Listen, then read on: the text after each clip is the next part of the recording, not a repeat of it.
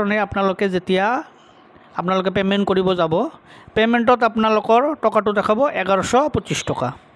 1125 টকা যেতিয়া আপুনি পে'মেণ্ট কৰিব যাব, তেতিয়া আপোনাৰ টকা দেখাব 1153 টকা 13 পইচা। এতিয়া আপোনালোকে পে'মেণ্টটো কৰিলে, পে'মেণ্টটো কৰাৰ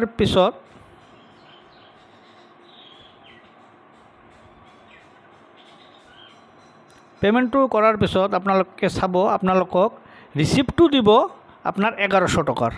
এতিয়া 1100 টকা আপোনালোকক ৰিচিপ্ট দিছে আৰু আপোনাৰ পে'মেণ্ট কাটিছে 1153 টকা 13 পইচা।